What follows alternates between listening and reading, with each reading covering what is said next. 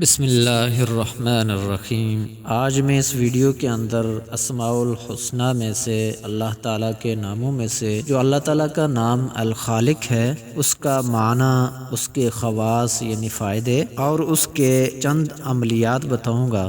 ویسے تو تمام اسماء الحسنی جو اللہ تعالیٰ کے نام ہیں میں پہلے بتا چکا ہوں کہ وہ سارے کے سارے اسم اعظم ہیں۔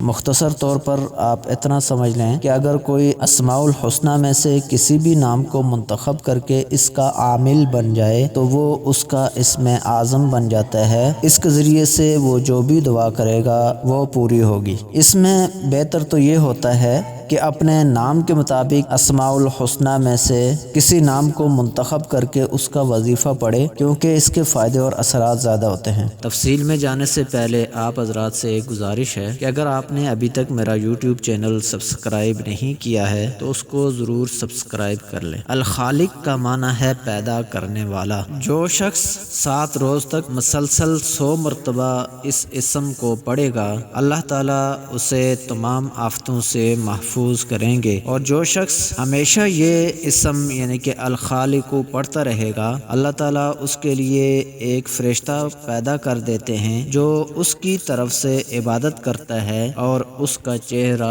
منور رہتا ہے۔ عاملین حضرات جو آج کل تعویذ وغیرہ دیتے ہیں وہ لکھتے ہیں گمشدہ چیز کے لیے الخالق کا وظیفہ مجرب ہے، وہ اس طرح کہ جس کا مال یا بیٹا وغیرہ گم ہو گیا ہو تو وہ اس اسم کو 5000 بار پڑھے تو اس کے پڑھنے سے اس کا مال اور بیٹا واپس آ جائے گا۔ اسی طرح وہ یہ لکھتے ہیں کہ جو اس اسم کو، اس نام کو روزانہ 1000 بار پڑھے گا اللہ تعالیٰ اسے نرینہ اولاد نصیب فرمائیں گے، اور اسی طرح جو کوئی لڑائی کے دوران اس اسم کو 300 بار پڑھے گا اس کا دشمن مغلوب ہو جائے گا۔ یہ تھے الخالق کا معنی، اس کے خواص یعنی فائدے اور اس کی چند عملیات۔ اللہ تعالیٰ سے دعا ہے کہ ہمیں اس کے اوپر عمل کرنے کی توفیق عطا فرمائے۔ السلام علیکم ورحمۃ اللہ وبرکاتہ۔